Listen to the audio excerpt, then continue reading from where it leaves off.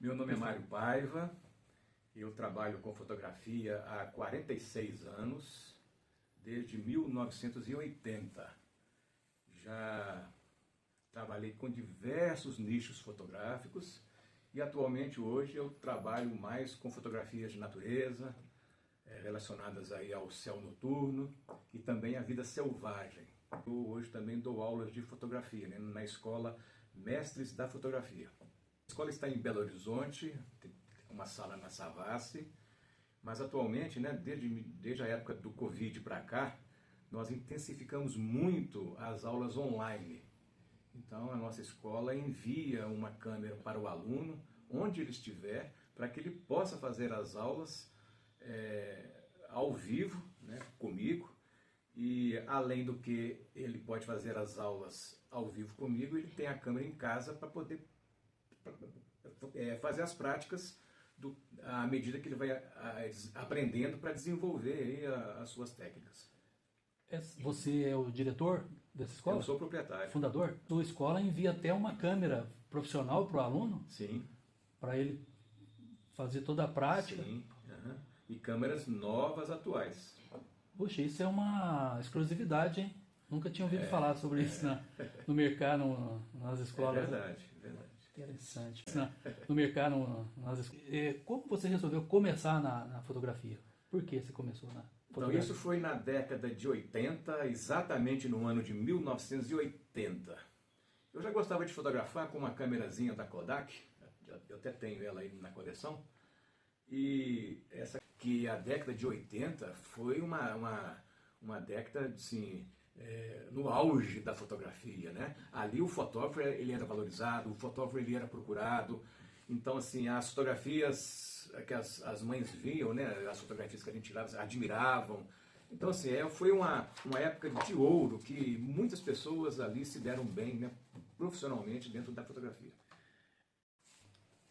Então eu adquiri essa câmera e passei a fotografar os colegas do quartel, os soldados, aí vendia para eles. Saí do exército e fui ser fotógrafo. Na época eu fazia engenharia e saía da aula e ia na rua perguntando para as mães, né? Principalmente ali no horário de 4h30, 5 horas da tarde, as mães iam buscar os alunos nos jardins, nas escolas primárias. Aí eu perguntava se queriam uma foto. Aí eu escutava muito não, mas tinha um sim no meio. E assim eu comecei fotografando profissionalmente. Mas aproveitando esse comentário, então você fez engenharia? Se formou em engenharia? Não, aí eu larguei por causa da fotografia. Ah, a fotografia virou Eu ficava na sala de aula, ia lá para a última folha do caderno e ficava assim, ó, se eu fizer tantos álbuns de fotografia por tanto, vai dar para comprar uma casa, tal. E fui assim. Então em 1980. E fui indo. Em 1983, aí eu comprei a minha primeira casa com o dinheiro da fotografia. Então você teve uma boa gestão da sua atividade, que você começou assim meio que Sim. amadora, sem né? falar que a década de 80 foi uma década, assim, no auge da fotografia, né? Ali o fotógrafo ele era valorizado, o fotógrafo ele era procurado. Então, assim, as fotografias que as mães viam, né? As fotografias que a gente tirava, admiravam. Então, assim, foi uma época de ouro que muitas pessoas ali se deram bem, né, profissionalmente dentro da fotografia. Ok, mas assim, você disse que recebia muitos nãos, né? Mas foram os sims que te incentivaram a continuar. E é muito difícil no começo receber não. O que se diz para superar isso?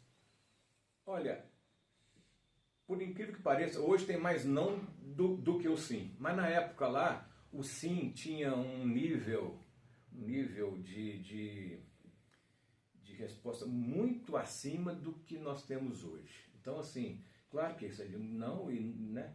Mas o sim, eu não voltava para casa sem ter pelo menos um sim. Pelo menos um trabalho conquistado ali na saída fotográfica, na saída que eu fazia, oferecendo as fotografias. e já combinava com as mães para que no sábado eu fosse lá fotografar a criança, os filhos e tal. Então, assim, foi uma época que os sims eram muito relevantes e numa proporção muito maior do que se tem hoje. Certo, Mário. E a partir de que você viu, teve essa virada de chave, que você viu que dava para viver da fotografia? Ah, importante essa pergunta para mim. Em 1900, não sei se foi 82 ou 83, eu fui fotografar o concurso do Bebê Johnson, lá em Belo Horizonte. Concurso Bebê Johnson. Aí uma mãe ia participar com o filhinho dela. E me convidou para poder ir lá fotografar o filhinho dela, que ia desfilar numa passarela de fralda, né?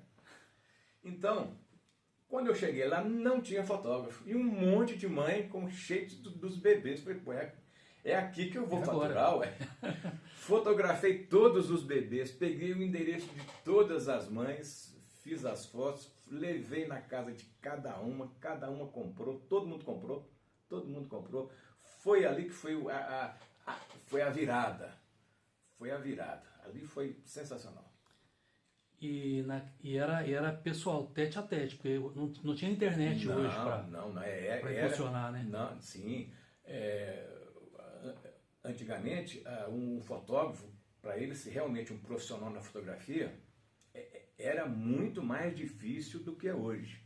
Hoje basta você ter aí um perfil nas redes sociais e pronto. Antigamente não, você tinha que ter um local físico para que a pessoa pudesse ver o seu trabalho, o seu portfólio através do papel fotográfico. Então naquela época era muito mais difícil do que hoje. Porém, era algo assim que tinha muito mais prazer na fotografia naquela época do que o que nós temos hoje.